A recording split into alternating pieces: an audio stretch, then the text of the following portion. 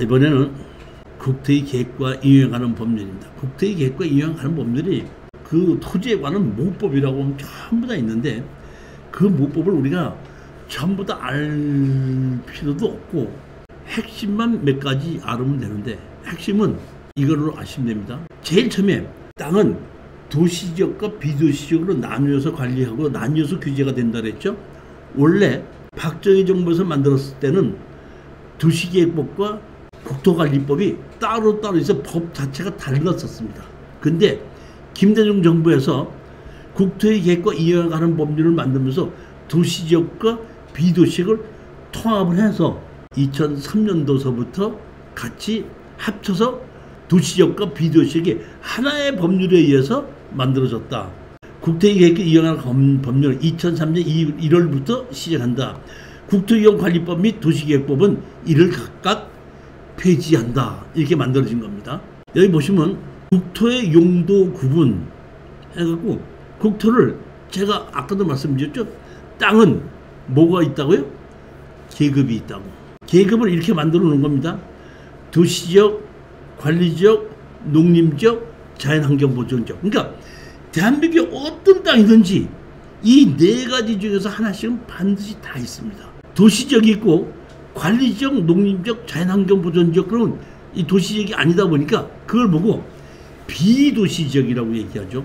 도시지역과 비도시지역인데, 물론 도시지역은 다시 주거지역, 상업지역, 공업지역, 녹지지역으로 나뉘어지고, 그 중에서도 주거지역은 일종, 일반, 인정지역 또 세부적으로 나뉘어지는데, 우리는 크게 나누어서 세부적으로 보다 보면 도시지역과 비도시지역으로 나뉘어서 국토를, 용도를 구분해놨다. 다시 말하면 이거는 땅을 국토의 계획과 이행하는 법률에 의해서 계급을 정해놨다. 쉽게 얘기하자면 도시지역은 개발을 하자는 뜻이고, 비도시지역, 관리지역, 농림지역, 자연환경보존지역은 그대로 두자는 뜻입니다.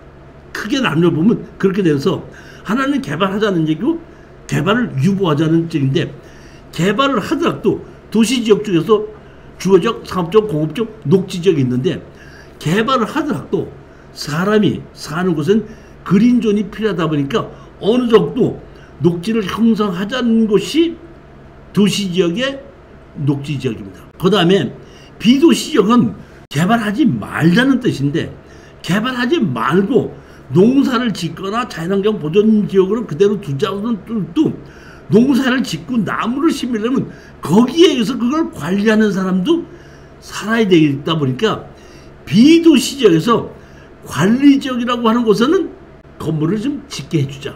쉽게 얘기하면 도시지역은 개발하자는 쪽에서 개발을 가장 적게 하자는 것이 녹지지역이고, 비도시지역은 다 건물을 짓지 마는데 그나마 유일하게 건물을 지을 수 있는 것이 관리지역이다. 이렇게 보기 때문에 사실은 도시지역의 녹지지역과 비도시지역의 관리지역은 거의 용적률은 거의 같다고 보시면 되고, 건폐율이 녹지지역과 관리지역에선 건폐율만 녹지지역은 더 강화가 돼 있어서 녹지 그린지역을 더 많이 두자 하는 것이 마찬가지고, 녹지지역과 관리지역은 지을 수 있는 건물의 종류나 용적률은 거의 비슷하다고 보시면 됩니다. 그 다음에 18조 보시면 도시군 기본계획이 수리권자와 대상지역 이렇게 돼 있는데, 다시 말하면 이렇게 도시지역, 관리지역, 농림지역, 자연환경보존지역을 누가 결정하느냐 이런 뜻이거든요. 누가 결정하냐면 지방자치단체장이 결정을 한다. 특별시, 광역시, 특별시장, 군계획, 도시군계획의 확정, 이 사람들이 확정한다. 그러고 도시군 기본 승인은 다시 말하면 결정은 시장이나 군수가 하는데, 승인은 도지사한테 다 받아야 된다는 얘기고, 50만 회 이상의 시는 도지사가 아니라 시장이 직접 결정하다 보니까, 더다시 50만 이상의 도시에서는 용도지역을 결정하는데 그 지방자치장 시장이 최고권자라 이렇게 아시면 되는 겁니다. 제가 뭐 정치적인 얘기를 하려는 것이 아니고, 이재명 씨가 성남시장 일대에 무슨 뭐 어디를 뭐 녹지 지역을 뭐 무슨 지역으로 이렇게 올려줬다 이런 것이 있지 않습니까? 그것이 뭐 법에 맞는지 안 맞는지 뭐 어떻다 하는 것은 그건 정치적인 얘기고, 그런 권한이 누구한테 있냐면 50만 이상의 시일 때는 시장이 직접 결정을 하고, 50만 미만에서는 도지 내가 이런 지역 용도 지역을 이렇게 결정해서 이렇게 시행하려고 합니다 했을 때에 도지사한테 올려서 도지사의 결정을 받아야 된다. 이 차이만 우리가 아시면 되니까, 모든 대한민국의 모든 땅은 도시적, 관리적, 농림적, 자연환경 보존지역으로 만들어졌는데, 이렇게 도시적, 관리적, 농림적, 자연환경 보존지역을 누가 결정하느냐 이런 얘기거든요. 결정은 누가 한다? 시장, 군수가 한다. 50만 이상의 시는 시장이 결정한다. 그 50만 원이 안 되는 시나 구는 도지사가 결정한다. 교재 57페이지입니다. 도시군계획시설 부지의 매수 청구, 이것도 제가 중요한 내용이기 때문에 제가 여러분들에게 설명을 드리는데, 우리가 토지 이용계획 확인원을 띄워보면은 이렇게 계획선이 있어서 수용이 된다. 여기를 도로를 넓힌다, 뭘로 만든다 해갖고 이렇게 수용이 돼 있는 경우가 있습니다. 있는데 여기 보면 47대 도시군계획 결정이 고시 1부터 10년 이내에 그 설치에 관한 공원계획 시합이 시행되지 아니하는 경우, 그 시설 부지로 되어 있는 토지 중 지목이 대지인 토지의 소유자는 대통령령에 따라 특별시장, 자치시장에게 구시장 또는 군수에게 그 토지의 매수를 청구할 수 있다. 다시 말하면 도시계획으로 시에서 그거를 도시계획을 세워놓고 여기는 앞으로 수용을 하겠다 하는 걸로 해놓고 계획은 세워놨으면 집행을 해야 되는데 집행을 하지 않고 그대로 두는 겁니다. 다시 말하면 그렇게 도시계획으로 결정이 됐으면 빨리 매수를 해서 나는 그 돈을 받아가고 다른 데다가 다시 땅을 사든지 건물을 짓든지 해야 되는데, 매수를 하지도 않고 팔으려고 하면은 도시계획이 설정이 됐기 때문에 다른 사람이 사지도 못하다 보니까 나는 10년 동안을 계속해서 내 재산권 행사를 계속 못하게끔 됐을 때는 지목이 언제? 대지인 경우에는 지방자치단체다 이거를 사달라고 할 수 있다는 뜻입니다. 만약에 지목이 대지가 아니고 농지라고 가정합시다. 지목이 대지는 건물을 지을 수 있는 땅이죠. 그럼 건물을 지으려고 했는데 계획이 있으면 못 짓는 겁니다. 하고 싶은데 못 짓던 겁니다. 근데 농지죠. 농지는 계획이 있어도 농사를 짓는 데는 지장이 있어요, 없어요? 지장이 없죠. 그렇기 때문에 지목이 대지가 아니라서 건물을 지을 수 없게 돼 있는 땅은 그거는 매수해봐야 받아주지 않는다는 겁니다. 단 지목이 대지인 경우에만 10년이 지나도록 수용을 하지 않고 결정을 해주지 않으면 그때는 매수 청구를 할 수가 있다. 사달라고 매수 청구를 할 수 있다 이런 뜻입니다. 그 다음에 48조입니다. 예를 들어서 지목이 대지가 아닌데 농지인데도 고시를 해놓고 20년이 지날 때까지 집행이 되지 않지 않습니까? 집행이 되지 않는다 그러면 그때부터는 그거는 그 계획 자체가 취소가 된다는 거예요. 다시 말하면 고시일부터 20년이 되는 날 다음 날에 그 효력을 잃는다. 이런 것이 이것 보면 이게 가장 중요했던 게 보면 예전에 울산인지 어디서 그 땅이 경매로 나온 적이 있는데 거기에 보게끔 되면 그 땅을 뭘로 하게끔 되면 지목이 대지 뭐 이런 것이 아니라 뭐 수용 이렇게 된 것이 아니라 뭘로 했냐면 거기를 뭘로 정해놨냐면 종합버스 터미널 부지 이렇게 만들어놨더구만. 그러다 보니까 종합버스 터미널이 아니면 그 처음부터 그 땅을 만들 때 종합버스 터미널로 계획을 잡았기 때문에 종합버스 터미널이 아니면 거기는 건물을 못 짓는 거예요. 그러니까 옛날에 있던 건물, 옛날 건물 그대로 쓰고 있고 새로운 건물에 허가가 안 나던 겁니다. 그것이 경매로 나오다 보니까 한 8억짜리가 2억 얼마까지 떨어진 것이 있습니다. 제가 왜 이걸 얘기하냐면, 저도 그것이 8억짜리가 2억 얼마까지 떨어졌기 때문에 그걸 검토를 해봤는데, 봤더니 종합버스 터미널 부지로 묶여 있더라고요. 그렇기 때문에 이거는 사면은 종합버스 터미널로 묶여 있기 때문에 이거는 건축허가를 받을 수 없겠구나 해서 제가 추천 안 하고 포기를 했었는데, 창원에 있는 황경진 경매학원에 제가 갔는데, 저도 이제 거기서 강의를 했는데, 저한테 이번에 MPL 특강을 하시는 분이 있는데, 그 MPL 특강을 하니까 한번 특강을 해서 들어보십시오 했는데, 한 분이 MPL 특강을 하는 걸 들어보니까 그거를 MPL로 샀더라고. MPL로 사갖고 낙찰을 받아놓고 자기가 조사를 해봤더니 20년이 넘었더라, 이런 얘기야. 그러니까 MPL로 사가지고 낙찰을 받아가지고 바로 자기가 여기 이 고시한 지 20년이 지났으니까 이거를 다른 걸로 허가를 낼 수 있냐 했더니 허가 낼 수 있다 그래갖고 그거 MPL로 가격 떨어진 걸 사가지고 바로 인허가를 받아갖고 감정가들이 그대로 파는 걸 보고 내가 그때 가슴을 쳤었어요. 아니, 나는 토지 강의를 한다고 하는 사람이 고시된 지 20년이 지나면은 그 효력이 있는다는 걸 나는 그 생각을 왜 안 하고, 강의를 아무리 잘하면 뭐예요? 돈을 못 버는 그 강의가 필요해요? 내가 그때 정말 창피했었어. 그래서 제가 이 10년 이내, 20년 이내 이 두 가지는 정확하게 보는데, 이 보면 지구단위 계획이나 뭐에 의해서 여기는 무슨 목적으로 쓴다 하고 결정이 되면 그 못 바꾸는 겁니다. 못 바꾸는데 그것이 몇 년이 되면 20년이 지나면은 바꿀 수가 있다는 이런 뜻입니다. 다시 말하면 어디를 수용하겠다고 할 수도 있지만은 수용뿐만이 아니라 어느 목적으로 여기 써야 되겠다고 지정할 수도 있다는 얘기인데, 무슨 목적으로 쓰겠다고 지정을 했을 때 20년이 지났는데도 그것이 진행되지 않을 때는 그 효력을 잃는다.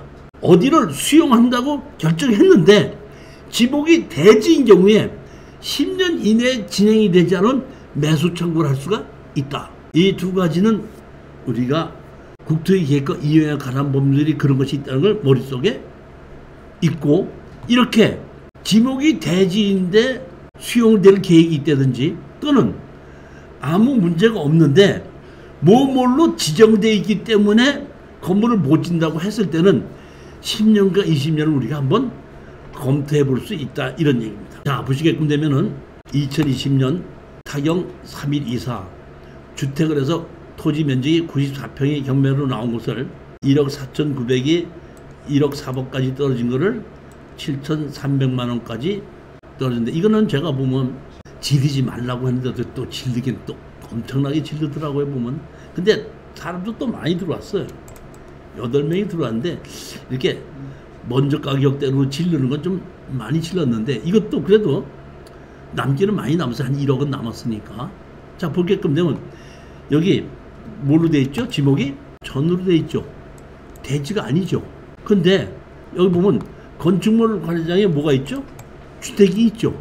그러니까 이거를 낙찰받자마자 제일 먼저 제가 한 것이 뭐냐면, 건축물 관리대장을 가지고 포항시청에 가서 지목을 대지로 바꿔주십시오 한 겁니다. 그러니까 지목을 대지로 바꿔준 겁니다. 그러면 지목이 이제 대지로 바뀌어졌으니까 대지로 바뀐 걸 가지고 제가 뭐를 신청했냐면은, 너희들이 내 땅을 샀으니까 이거를 이렇게 바꿨으니까 이거를 매수해달라 하고 매수 신청을 했습니다. 매수 신청을 했더니 포항시에서 답변이 왔죠. 매수 신청서를 정식으로 거기 가서 매수 신청하는 서류가 있습니다. 매수 신청을 써서 제출했더니 답변서가 왔습니다. 뭐라고 답변을 왔죠? 보면 장기 미집행 도시계획 매수 실종 통보, 기획해서 2022년 5월 4일자로 신청하신 장기 미집행 도시계획시설 부지 매수 청구에 대하여 국토의 계획과 이해에 관한 법률 제40조 6항 규정에 따라 매수를 결정하고 이를 통보하오니 향후 보상 절차 진행 시 협조하여 주시기 바랍니다. 동 규정에 의해 매수가 결정된 건에 대해서는 매수 결정을 통지한 날부터 2년 이내에 보상이 시행됨을 알려드립니다. 이 얘기는 무슨 얘기냐면 내가 매수 신청을 했지 않습니까? 매수 신청을 하고 나면은 매수를 해야 되느냐 말아야 되느냐 검토를 해보고 매수를 하겠다고 결정을 했으면은 받아놓고 그 다음에 예산을 신청해야 되는데 아무 때나 예산 신청할 수 없지 않습니까? 그러니까 연말에 가서 내년에 이런 것을 매수를 신청이 들어왔으니까 여기에 예산을 잡아주십시오 예산을 신청해서 예산이 잡혀지면 그 예산 잡혀진 걸 갖고 집행을 하기 때문에 2년이라는 얘기인데 사실 보면 이게 할 때 보면 연말서부터 다음 해 년에 하다 보니까 말로는 2년이지만은 신청했을 때부터 신청한 것이 만약에 올 6월 달이라면 내년 6월 달 안에 나온다고 하면은 연수는 넘어가지만은 1년 정도가 걸릴 수가 있는데 근데 이게 딱 그렇지만은 않은 게 뭐냐면 매수 결정을 해놨지 않습니까? 그래서 예산 편성을 했더니 돈이 없다 보니까 예산이 안 잡혔거든요. 그러다 보니까 이번에 예산에 불과하여 이번에 집행할 수 없으면 알려드립니다. 이럴 수도 있습니다. 근데 이거는 그다지 많지 않다 보니까 그대로 하고 매수 결정해갖고 나왔죠. 그래갖고 보상금 지급 조서했죠. 여기 보면 개에서 1억 800, 토지 보상금 6,400, 지상물 보상금 3,600 하면 전부 다를 그러니까 1억 80만 원을 보상을 받았는데 이게 뭐냐면은 자 보십시오. 우리가 땅이 가운데가 나오는 건 요 땅이죠. 요 땅이다 보니까 이 땅 두 개에 반이 채 안 되는 땅이거든요. 반이 채 안 되는 땅을 얼마를 보상을 받으면 1억을 보상을 받았는데 우리가 낙찰 받은 건 얼마에 낙찰 받았죠? 1억 400에 받았지 않습니까? 그러니까 사실은 한 반 정도로 보상 받은 것만 갖고 거의 낙찰 받은 가격을 그대로 다 받았고 나머지 땅을 팔면서 깎아줘서 팔아도 한 이 왼쪽에 있는 것이 한 6, 7, 8천만 원. 더더군다나 여기는 보게끔 되면 자 보십시오. 이 땅은 도로가 넓혀지면서 이게 뭐야? 코너 땅이죠. 한 40몇 평이 되거든요. 그러다 보니까 200만 원씩 받는다 그러면 한 8천만 원. 여기 쪼가리 땅이 있죠. 요 쪼가리 땅. 요 쪼가리 땅은 이렇게 할 수도 있습니다. 내가 여기 신청을 할 때 여기 쪼가리 땅도 여기에 그 합칠 수가 없으니까 여기를 같이 매수하게 신청해 주십시오 하면 매수하게끔 됩니다. 근데 제가 봤을 때는 이 땅도 한 20평 가까이 되는데 앞에 도로 뒤에 도로 해가지고 여기는 도로가 다 만들어지고 나면 뭐라 그랬죠?